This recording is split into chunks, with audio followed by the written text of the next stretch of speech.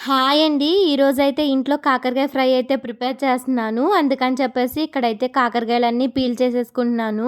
నాకు దాని మీద ఉంటది కదండీ గ్రీన్ కలర్‌గా అదంతా ఉంటే అస్సలకి నచ్చదనమాట. అందుకని చెప్పేసి మొత్తం పీల్ చేసేసుకుంటున్నాను. నేను ఎప్పుడు చేసినా కూడా ఇదే ప్రాసెస్‌లో కాకరకాయ ఫ్రై అయితే ప్రిపేర్ చేస్తూ ఉంటానండి. అస్సలకి చేదుండదు. రుచి కూడా చాలా బావుంటదనమాట.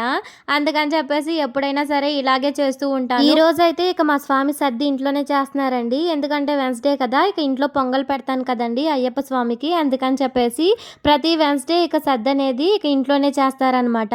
అందుకని చెప్పేసి ఆయనకైతే అడిగితే టమాటా పప్పు, కాకరకాయ ఫ్రై అయితే ప్రిపేర్ చేయమన్నారు. అందుకని చెప్పి ఇక్కడ కాకరకాయ అయితే ప్రిపేర్ చేస్తున్నాను. ఫస్ట్ అయితే కాకరకాయలు బాగా దాని మీద తొక్కంతా తీసేసి వాటినైతే సగానికి కట్ చేసుకొని వాటిల్లో కొంచెమంత కల్లుప్పు ఉంటది కదండీ! అదైతే యాడ్ చేసుకొని బాగా పిసికి కలుపుకోవాలండి. అప్పుడే దాంట్లో వాటర్ అంతా బయటకొచ్చేస్తది.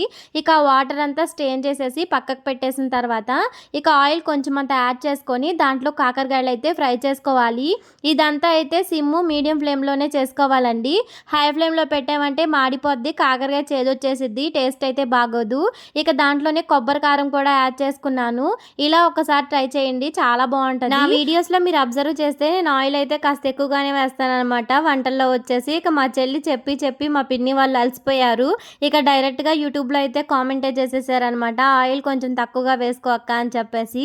అలా ఉండిద్ది మరి వాళ్ళతో. ఎందుకంటే చెప్తే వినట్లేదు కదా మాట. అందుకని చెప్పేసి కామెంట్ చేస్తే అన్నా మారతానని అలా చేశారు.